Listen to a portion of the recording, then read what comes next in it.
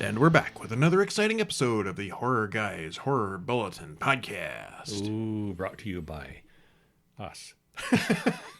Horror Guys Studios. I'm Brian. And I'm Kevin. And we're going to talk about some horror movies this whole week. bunch of movies this week. What do we got? And a short. We got 3 brand new ones this year. We got The Moor, and one called Arena Wars and Realm of Shadows. Those are both kind of indies. And then we got a couple from 2018, The Perfection and The Devil's Path. And we got a golden oldie from 1968 called Destroy All Monsters. Spoiler, they're not all destroyed. They don't all get destroyed. Nope, they don't. It's a Godzilla and Friends movie. And they are mostly friends. Yeah, they are this time around. Not much infighting. All right, They have let's a see. common enemy this time. What announcements do we have this week? Let's see. Horror Bulletin magazine is out for the issue from May's movie. This is June, so it would be the June issue number 33 is available now. All the stuff we saw. Yep, stop on over to, if you're on Amazon and you do Kindle Unlimited, their subscription thing where you get the free books every month. Mm-hmm. It's free for you all month. Oh, where you can read them as part of the subscription. And if it's not, well, it's still cheap and easy. Yeah, it is. Like us. Just like us. Yes. Paperback or ebook. If you don't do ebooks, just because it's called Kindle doesn't mean you have to have one of those Kindle devices. You can read that on your iPhone or your Android or pretty much tablet any device. or There's computer. an app where you can download. Yeah, even I think off the website even. I don't think you can do it on a smart TV, but just about anything else. If you AirPlay to a smart TV. Well, you could. You could, yeah. Now Or available on a screen near Screen you. share. AirPlay is Mac only, but Well, screen Chromecast share. or any of those things. Any yeah. of them. Yeah.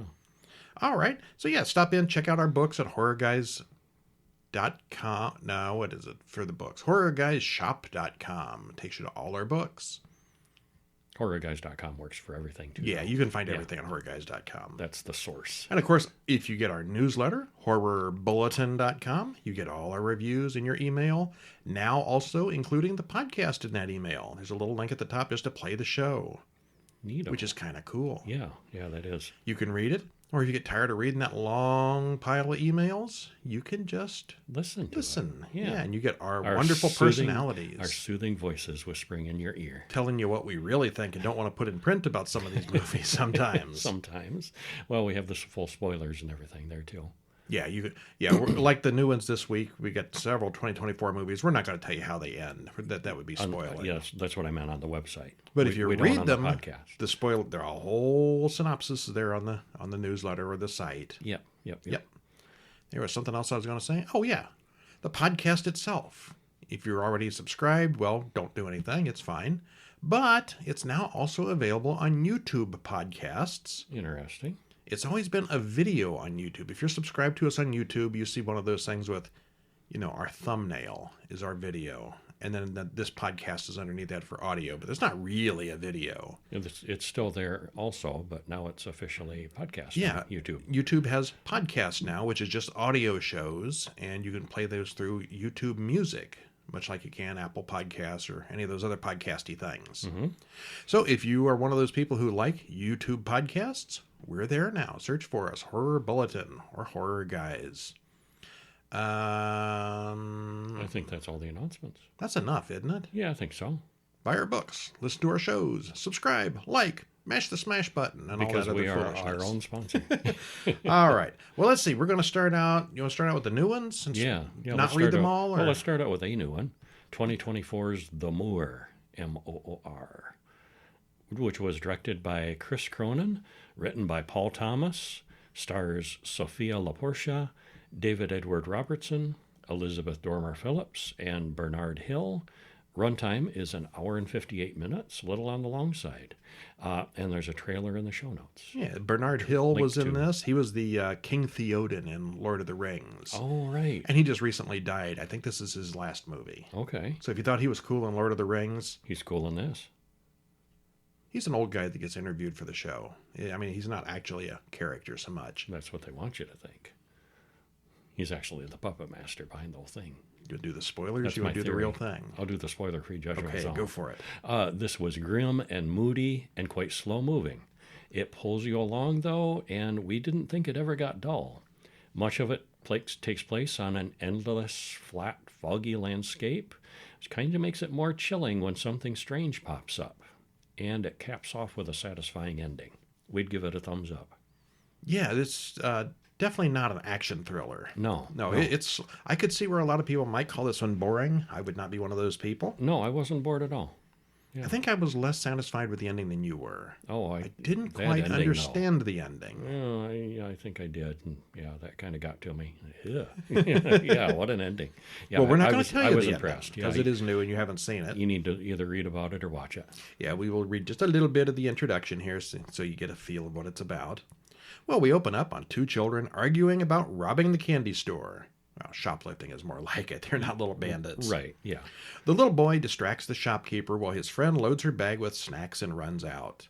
Her friend doesn't come out, so she goes back inside looking for him, and the shopkeeper says his dad came in and took him. Yeah, it was around the corner. She wasn't actually watching the front of the store. I'll meet you in this alley. And he never showed. He doesn't. And she goes back to the store and said, well, his dad got him. Well, as the credits roll, we see missing posters of that boy and many other posters, followed by headlines telling us that a man was sentenced to 25 years for the crime. So off-screen during the credits, they've had this long investigation of this mass child abductor. They've caught him, and they have sentenced him to prison. And did not find bodies. No, they don't know where the kids are. Yeah. I think they definitely know that he did it, though. Yeah. We never see the bad guy. We don't No. see the criminal, and we don't know his motivations. All we know is he was arrested. Mm-hmm. And then a time jump. 25 years later, Claire has grown up and talks to Bill, the boy's father, about the killer's sentence is almost up. They never found little Danny's body, so they couldn't lock the man up forever. Bill wants to go up to the moors and search for the body. He figures if they find the body, that will prove it was murder, and they can lock the man up forever. Yep. Well, he complains about how the vultures from the news have hounded him for years. And this was about the time when we were kind of wishing for subtitles. Oh, yeah, we didn't even talk about that yet. They were sitting in a coffee shop talking, and boy, they had strong accents. They're British, Scottish. I don't even know when they get that mushy. But they were hard to understand. It got at first. easier as it went along. Yeah, you pick up the cadence eventually, and it makes all sense. But boy, that first 5 minutes was, what the hell are they talking saying? about important things here? Yeah. You'll figure it out. It's not that bad. Yeah. And the version we have didn't have subtitles. If you can get subtitles on whatever you're watching, you might want to do that. Yeah, they honored us with a screener version. We Screener without subtitles. Well, yeah, it They is. just assume, hey, they speak English, they'll figure it out. Yeah. All right, well, anyway, Claire agrees to go with Bill and Liz to search the Pete Moss Moors. They have a map, and they're systematically searching the whole thing, which is going to take many days. And Liz is an expert. She's like a ranger. She knows the land inside and out. She's all about safety and stuff to bring, and yeah, she's really on top of everything. So she's a good guide for them. Then we cut to an old interview with people originally involved with the investigation 25 years ago. People talk about the moors, where the bodies were supposedly hidden but never found. Claire talks to Mr. Thornley, an old friend who is in charge of the original search, and he mentions that Bill still goes up there all the time to search. He knows all about the moors and shows that the moors are much, much larger than Claire realized. It's not going to take a few days. Claire's looking at this one little map, and he says, oh, no, and he gets out all these maps and overlaps them. It takes up this great, big, huge table area. However big England is, this moor is like 8 times bigger. Yeah, it's gigantic. And she said, how could anything be found in this? And Thornley is confused why Bill is searching this one particular area, but then we find out. Claire goes to see Bill, who has a psychic there, doing dowsing, pointing to areas on a map. Well, that just gets weird fast. It does, yeah. All right, well, Bill, Claire, and Liz go back out for some more searching, and Liz reiterates how dangerous it is here. It's all very scenic in a really bleak kind of way.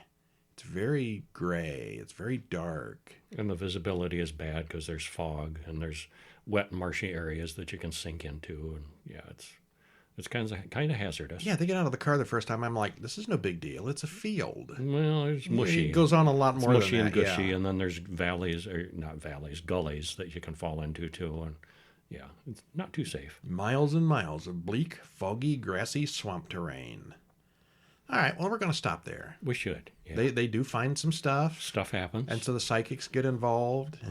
There is definitely horror, supernatural to a point. Yep, psychic weirdness and ghosty weirdness. Yeah. Yeah. Everyone here has thick accents, and the version we watched didn't have subtitles. Depending on where you're watching it, try to turn the subtitles on. They are very British, but after a few minutes, we got used to it. We did, yeah. We watch Doctor Who every week. We don't have much trouble with them, but these guys, they were thick. Yeah, thick accent. Yeah. It's very slow-moving, atmospheric, and moody. Really, the hopeless gloom and dankness of the setting are the biggest part of the film. Mm-hmm.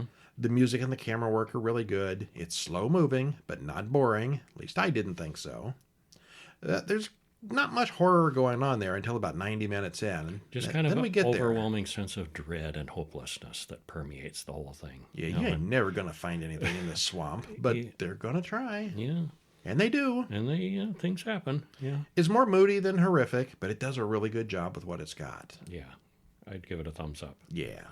I might go with favorite of the week on that. I might too. Yeah, I think I would. Well, no. Oh, no, I like the Perfection a lot. Yeah, the Perfection was my favorite of the week. Yeah, this one to be number 2. Yes. Yeah. Arena Wars 2024, directed by Brandon Slagle, written by him, also Michael Mayhall and Sonny Mayhall. Stars Michael Madsen, Eric Roberts, and Robert Lasardo. Woohoo, big stars. Well, sort of. Each one's got like 3 minutes of screen time. A few minutes. 1 hour, 36 minutes. There's a trailer. There is a trailer. On YouTube. Yeah. Very cool looking trailer. You want to check that out for sure. Yeah. Spoiler free, we wouldn't really call this horror, but it's decent science fiction action flick with lots of gore and combat. If you like the old Running Man movie, it's kind of the same thing, only more violent. Yeah, more gory. Running Man meets The Purge. You know, there's some little elements of, tributes, I think, to other little things here and there. Uh-huh. Yeah. Yeah, it's got also a satirical tone to it with plenty of dark humor. It's got a large cast. It gets narrowed down as the mayhem flows along. We will call it well-made overall and entertaining. A lot of fight combat. Yeah? Yeah, they went all out on the fighting in this one. It's quite a bit of talking, too. I mean, there's a lot of drama going on besides just the fighting. It's such a mix. And it was like only 1 hour and 36 minutes. Like, it just felt like they crammed a lot in efficiently. I mean, I thought it worked. Overall, I liked it. Okay. Well, get us started with how it begins. Well, it's 2045 in the big city. Generically in the future. Actually, the subtitle says it's the Big Effin' City. Big Effin' City. Yeah. I suppose that's the real name of it. You suppose? Maybe. Yeah. Well, there's some kind of arena fight going on. A man in armor with a pickaxe fights against a man in a prison outfit as 2 commentators talk about the bout. If you've ever seen pro wrestling, it's like that, only with axes. Yep. A woman in a mask, Cutie Pie, comes out and beheads the prisoner. TV execs talk about how to raise the ratings. How do we win back the audience? Well, we cut back to Luke Bender, who's in federal prison. He talks to the parole board about getting released. He's not very cooperative, gets sent back in for more time. He gets a video call from Admiral Jordan, who asks how the hearing went. And that's Eric Roberts phoning in his role. Quite literally phoning it in this time. Yeah. Another prisoner, Arturo Perez, goes into the parole board, and he's on death row. His only option is to participate in Arena Wars, the fighting show we saw earlier. And we cut to the show, where there are now 10 new prisoners. The man there explains the situation and the rules to them. If you make it out alive, you get to go home, and they get no weapons. Well, the show's hosts, Samson and Moses, introduce the show and their regular killers. They kind of look like wrestlers crossed with superheroes in combat suits. Calypso and Cutie Pie we've seen before. Each of the prisoners is injected with something, and the prisoners joke about getting convicted of murder, and the only way they can get out is to murder some more. Got in here by killing people. The only way we're getting out is by killing more people. Yeah. Well, one nervous young prisoner gets cut up right away. A couple guys wait in the back a little too long, and their heads explode. That's what the injections were about. Oh, my. Yeah. And before long, Perez is the only fighter left alive. He beats the guy with the knives, but then another fighter comes out to stop him, and he's pulled into a hole in the wall by someone. We should Yeah, we should stop there. Maybe pause there. And this is like maybe 5 minutes after the credits stop, so we're way into this. Not just getting started, really. Yeah, and it was interesting because I had just said, they're struggling with ratings, and the thing that I said, well, the problem is there's no one to root for. There's these awful fighters who are awful people, and these awful prisoners who are awful people. And, there's no good guys that you're rooting for. Oh, the criminals are dying. Oh, no. Well, anyway. Yeah, and once in a while the gladiators who are, killers and awful people die. And and I said that. And then the executives realize, oh, yeah, there's no one to root for. We need to fix that. And they do. They do? Yeah, sort of. Well, okay. Well, the concept here is a new take on The Running Man with costume fighters in an arena and an innocent man, spoiler, not really, forced to fight for his freedom. This one has a surprisingly large amount of talking and drama for what amounts to an action movie, but it mostly works pretty well. Mm-hmm. Now, the character you already heard about him, Perez, I kept expecting him to make a comeback later on. Robert Lasardo, he's one of the bigger stars in the movie. We didn't actually see him die in his fight. He just sort of disappeared into a hole in the wall, which actually that was his death. He didn't come back. Yeah, he never did. Yeah. And somebody else later on gets sucked into the same hole and the same thing happens, and we're like, oh, that's what happened. Yeah. But we kept expecting him to come back. Where'd he go? Michael Madsen, who got top billing, doesn't get a whole lot of screen time, but he plays one of the commentators and does well with the role. We both joked that Eric Roberts was literally phoning in his role, but that was actually explained in the story, and there was a good reason for it. And also a comment, too, if you watch the movie, watch through the credits, speaking of Michael Madsen. The end credits, yeah, he's got more at the end. The end credits, yeah, he's got some interviews, things going at the end that are pretty funny. Wow. Yeah. Yes. Yeah. The acting is decent, and the lighting, sound, and music are good. The sets seem appropriate, and the acting is decent for a movie of this type. It's a fight movie. You're not expecting, Shakespeare. No, you're not. The fight choreography looked good, and it all made sense. It's kind of predictable. There's not a lot of surprises here, but we definitely enjoyed it. Yeah, watch the preview, and if the that preview looks good to you, yeah. That's exactly what you're going to get. Yep. Realm of Shadows, 2024, directed by Jimmy Drain. Written by Robert Bieber, Jimmy Drain, and Louis Leslie. Stars Tony Todd, Vernon Wells, and Jimmy Drain. Hour and 25 minutes. I looked for Vernon Wells throughout the movie, and you know where he shows up? At the very, very end. The end credit scene. Yeah, strange way to do that. Yeah, well. Yeah. Okay. All right, so this is spoiler-free. It's an anthology. It is.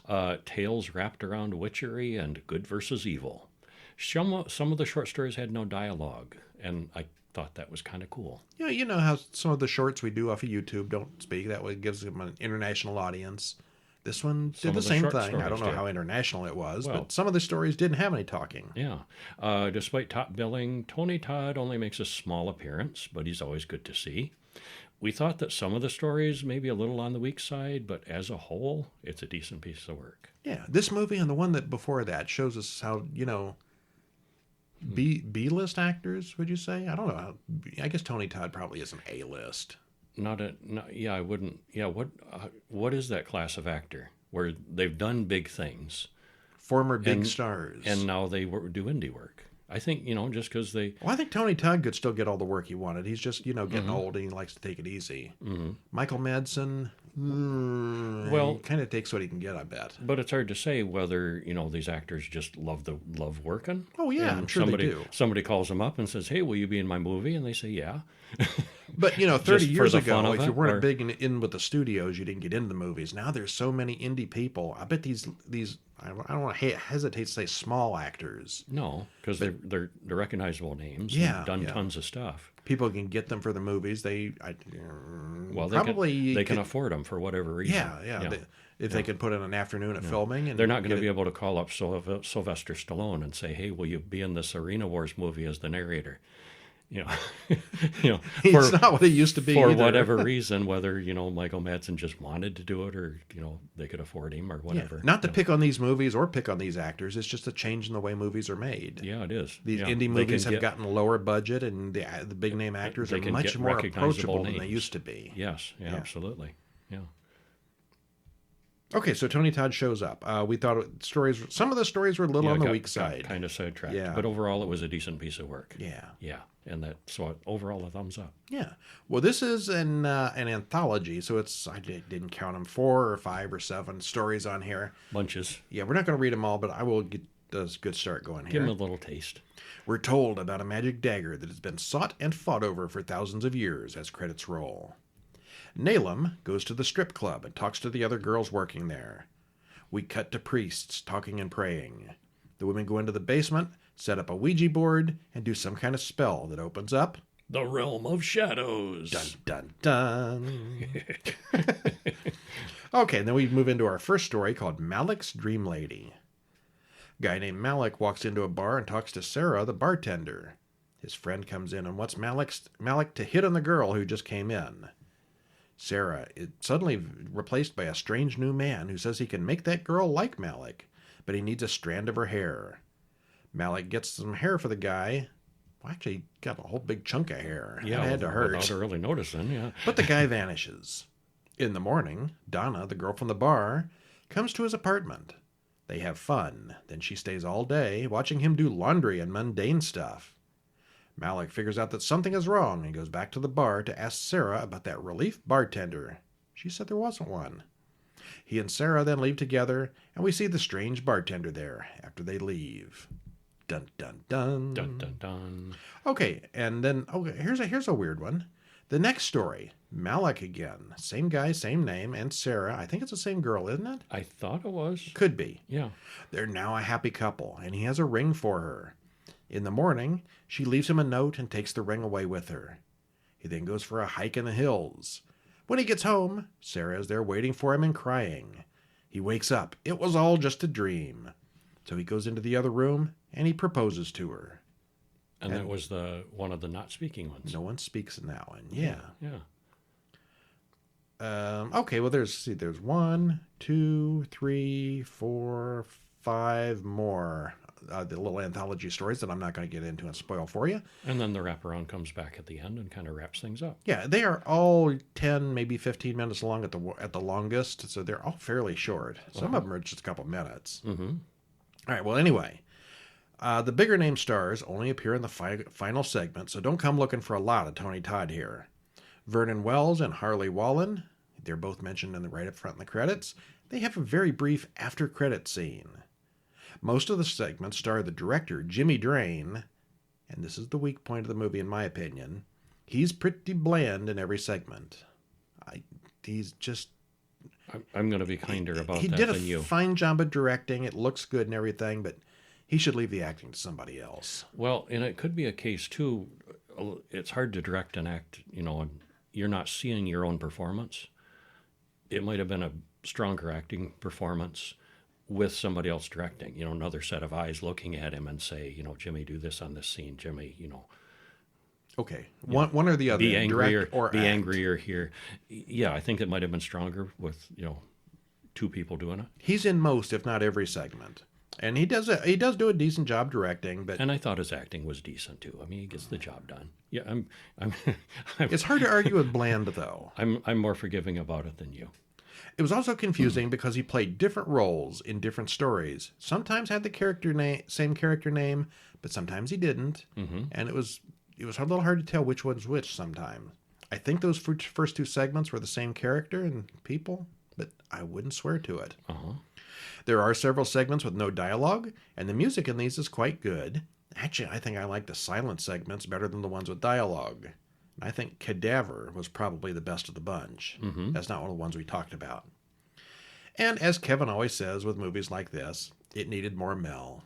Yes, it did. It's got Mel Novak as the priest in the beginning, and I think at the end. And there's a number of these indie movies where Mel Novak shows up, and he's another one of those actors, a big name guy who shows up in little movies. He's been doing stuff for ages, and he pops up in these movies, and I don't know, there's just something about him really appeals to me. He just comes across as really natural and likable. And do you follow him on Facebook? I always want more. Yeah, I do. Yeah, he's very devout. He likes working. And he likes working. Yes. Yeah, he stays busy. And yeah, he's up there age-wise, but he stays active and doing stuff. Yeah. But just one of those little, Mel I don't say Novak. Easter egg kind of things, but he shows up.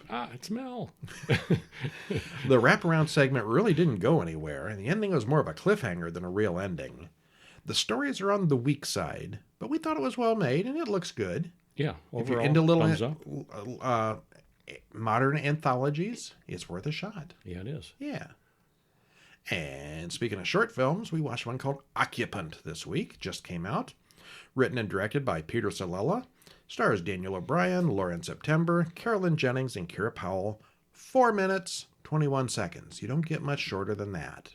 But it was pretty good. And there's a link to watch it in the show notes. What happens? Well, a father tells his young daughter a twisted bedtime story, but she likes it. Crocodile eating the rabbit. Then he goes into the next room where his wife tells him that he just came into the room and said he was going to go to the bed a minute ago. Didn't you just say that? Didn't you? Yeah. Well, then he hears something strange outside and goes to investigate. And there is, in fact, something strange. Yes. It's a really simple plot that mostly focuses on the creepiness of having something in your backyard that you can't quite see. We've seen scenes like this, maybe a little body snatcher type action, and it was really well done. If Brian had a complaint, and well, I mean, this is written first person by Brian. Yeah, the dark scenes were maybe a little bit too dark, but what was happening was always clear. Yeah. Yeah. He goes out in the dark and looks around, and you can't see a darn thing. A little too dark sometimes. But there's a little flash it here and passes there. You quick. can figure it out real quick. Yeah, liked it. All right. Would now, recommend. 2018's The Perfection. Never heard of this when it came out. No, I completely had missed this one, so we went into it blind, and what a pleasant surprise. Directed by Richard Shepard, written by Richard Shepard, Nicole Snyder, and Eric C. Charmello. Stars Allison Williams, Logan Browning, and Steven Weber. Hour and 30 minutes. Trailer in the show notes.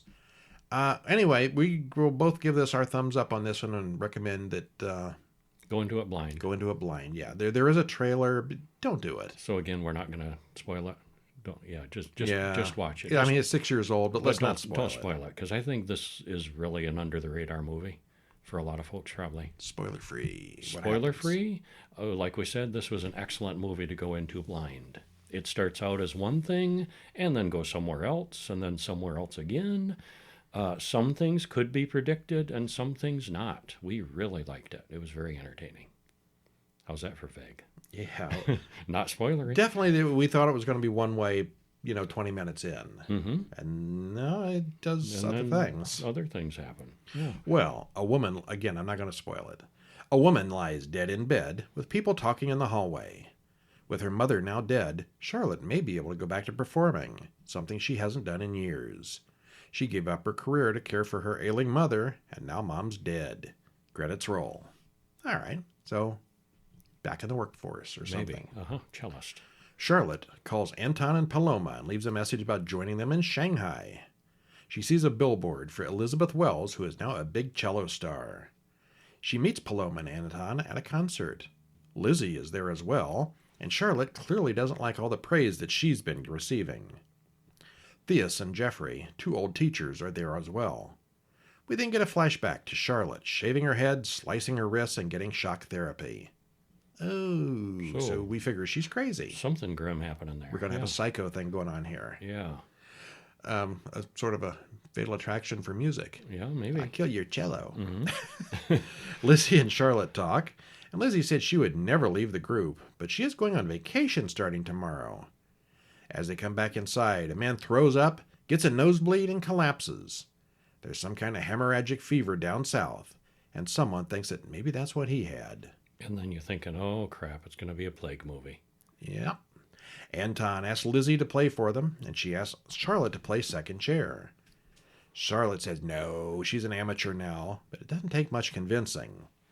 It goes well, and we see the two of them running off and kissing, dancing, and having lots of smoochy fun afterwards. They are very good friends. They are now. Yes, nobody plays cello better than you. Oh, you do? No, you do. Okay, and the things escalate. Yeah. And I'm going to stop talking here because the rest will be spoilers. Yep. Oh, yeah. The Mount Rushmore of horror. Jason Voorhees, Michael Myers, Freddy Krueger, and that nasty Chinese bus driver. Yeah, wow. He was something. He was something. Yeah. Okay, so this was 2 years before... we can't talk about those either. There's kind of spoilers here. Okay. Yeah, well, we went into this blind, and for quite a long time we thought we were going to get a plague movie. This is not a plague movie. Still, it did twist and turn a few times, and some of it we predicted, some of it we didn't. We were definitely entertained by this. I think we're both going to say this is our pick of the week. Yep, it was mine. I think Always hurts to pick one that's 6 years old over the new ones. But we missed this one the first time. It's not our fault. We did, yeah. Somehow totally missed it. Well, 2018 was a weird year. We started right at the end of 2018. Yeah. We weren't making a point to watch everything. Yeah. Also from 2018, The Devil's Path. Directed by Matthew Montgomery, written by him, and also Stephen Twardowski. Stars Stephen Twardowski. How'd you like to be named Twardowski? That's an interesting name. J.D. Scalzo and John Gale, hour and 27 minutes. Trailer in the show notes. Boy, that is a really crappy-looking movie poster. It's not great. I would not want to see that if I'd seen this movie poster first. But you should see it, because it's good. It was pretty darn good. It's beautifully filmed entirely in a forest with trails and manages to have a surprising number of people in it. It's mainly about two of them, and the back and forth between them is done very well. There are points that require a little bit of suspension of belief, especially if you ponder them afterward, and we still liked it quite a bit. It's one of those ones where we were talking about it 2 days later. You know, that doesn't make any sense. Yeah, and how did that happen? Why did he do that? How did that happen? Yeah, but it's a fun watch. Yeah, well, we thought so. Again, there's some surprises in this one, so daggone it, we can't spoil any of these this week. We can't spoil this one either. Yeah. Okay, you wait for Destroy All Monsters. We will spoil the heck out of that. We will spoil it, but I'm going to give you a little taste here. All right, what's with The Devil's Path? It's the early 1990s.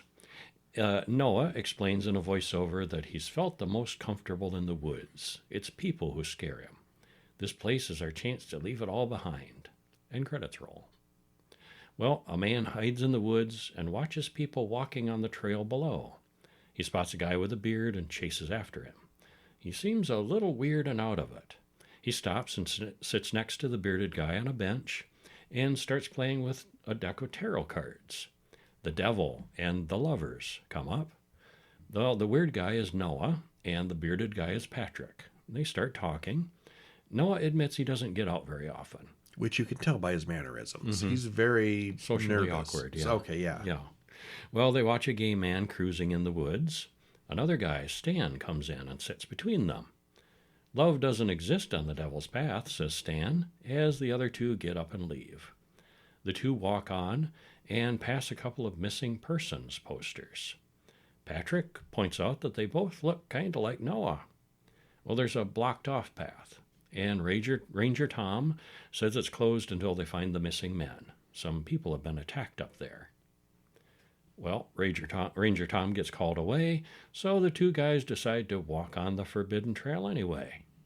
Noah takes his medication with shaky hands. Yeah, when there's medication shown, it's always showing something. Uh-huh.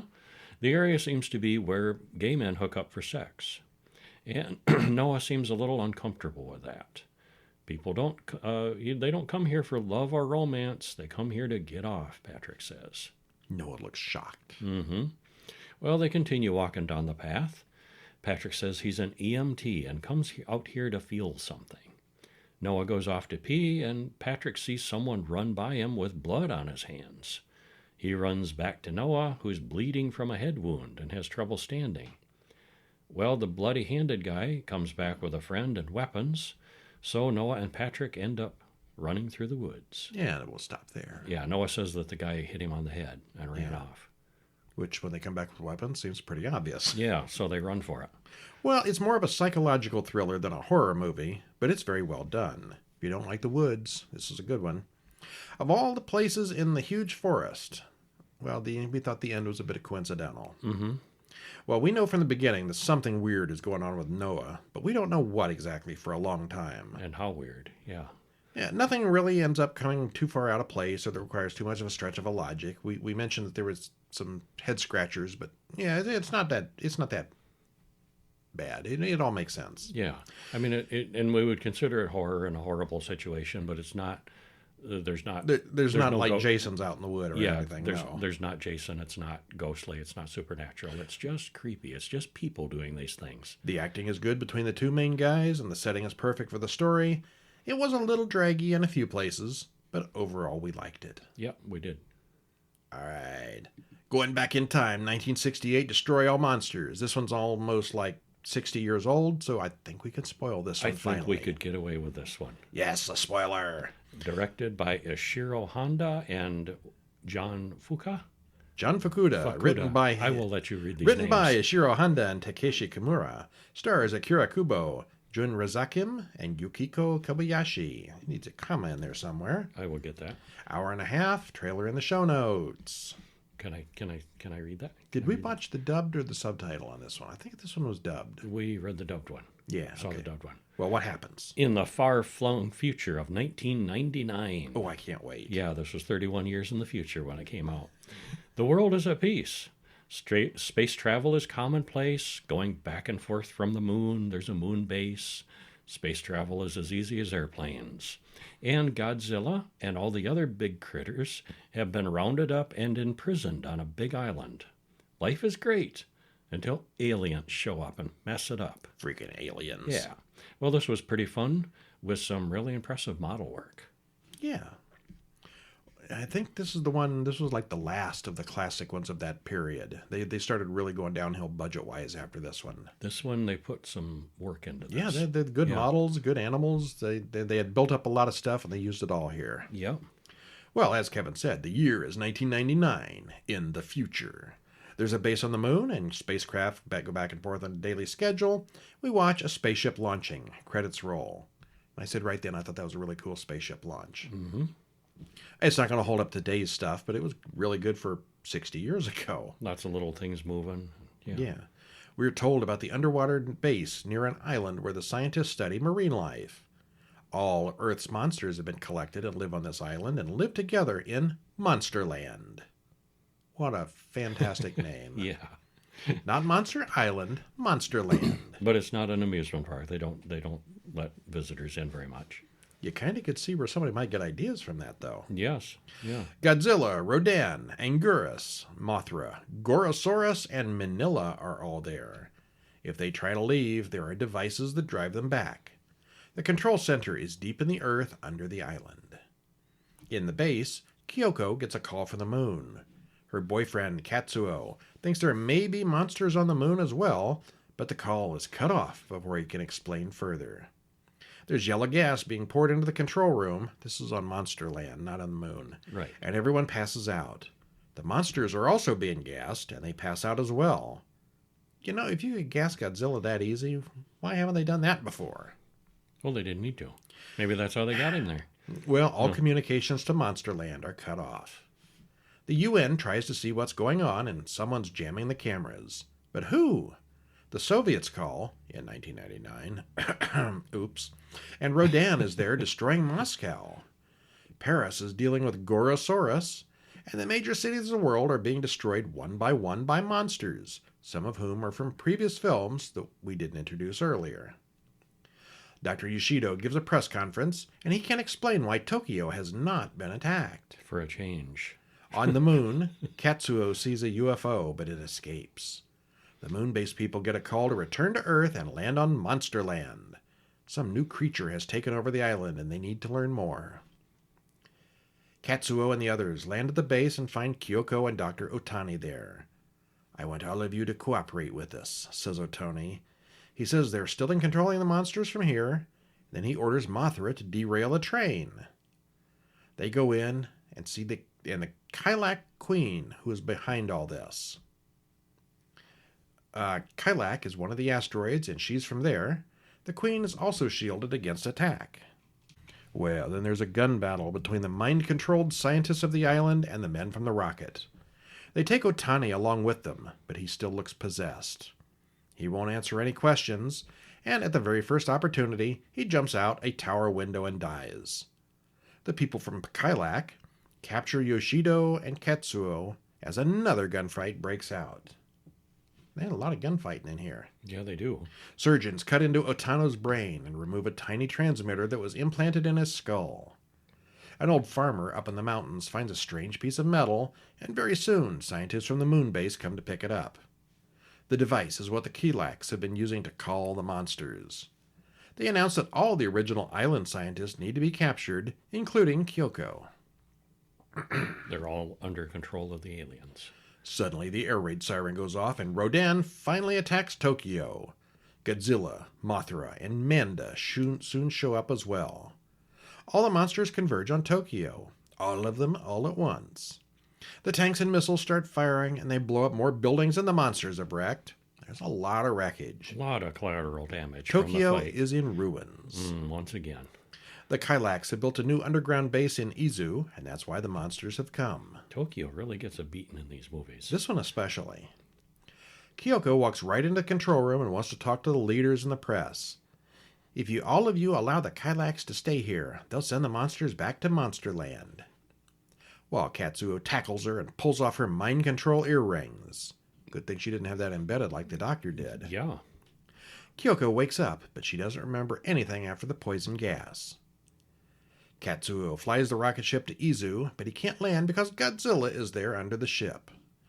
The land forces open fire on Godzilla, and Anguirus shows up to assist the big lizard. Rodan chases the rocket away. They're all working together. Katsuo and two associates find the Kylax cave and go inside. The Queen appears and invites them inside the huge facility, which includes docking areas for the UFOs. She says they want Mount Fuji, and says the humans have no right to it. Then the doors open, and they're released to tell everybody their message. Why don't humans have a right to Mount Fuji? Because we want it. Meanwhile, the humans have built a new control center on Monsterland and get ready to recall the monsters. Katsuo heads to the moon, where a signal is detected from there. They open fire and blow up the entire Kylax moon base. They soon see the Kylax in their true form, little metal worm things. The group finds a strange machine that creates the monster-controlling waves, and they disable it. Finally, we're getting the upper hand. Dr. Yoshido wants to use the monsters to attack the Kylax base in Mount Fuji. Well, the first to arrive are Manila and Godzilla. I'm sure Manila's going to do a lot of good. Yeah. Anguirus, Manda, Baragon, Rodan, Kumonga, and the Gorosaurus show up right after. Okay, so yeah, a lot of people in this one. All the monsters. Yeah, not quite all of them yet. The more show up. Suddenly, a UFO shows up. It's not a UFO. It's King Ghidorah back from space. Oh, no. The Kylax are controlling him, and the Queen calls to taunt Dr. Yoshido. The Earth monsters all remember Ghidorah and attack right away. Godzilla holds him, while Mothra and Kumonga shoot webs at him. Meanwhile, Manila jumps up and down excitedly. Because that's all about all he can good for. Because he's just his job is to hang out and he's be the cute. Cheerleader. Yeah, and in case you don't remember, that's Godzilla's son. Son of Godzilla. Yeah, he's just Mini Zilla. Cute little, harmless. He can blow smoke rings. Yeah. The monsters team up and make quick work of the three-headed space monster. Another burning monster comes down from space and crashes through buildings. It wrecks the base on Monsterland, turns around, and comes back for more. The Queen reports that her fire dragon has destroyed Yoshida's machine, and Tokyo is next. Oh no! Except, free from control, Godzilla turns on the Kylax, shooting their base over and over. The monsters will fight for Earth even without being controlled. Yay! The Kylax turn back into metal slugs and hide. Katsuo says he can shoot down the fire dragon. Turns out the fire dragon is really just a flying saucer in disguise, which Katsuo is able to shoot down without too much trouble. Yoshio, Katsuo, and Kyoko watch as the various monsters all head back to their home. The Zillas wave at them as their helicopter passes. Happy ending. Like, bye! Rawr. Well, not one monster, or two, or even three. This has all of them, 11 in total, including Godzilla, Manila, Rodan, Mothra, Anguirus, Kumonga, Manda, Varan, Gorosaurus, Baragon, and King Ghidorah. Dang. We had to look up Manda. He's from Atragon, which we did review. I don't know that they ever called him by name, though.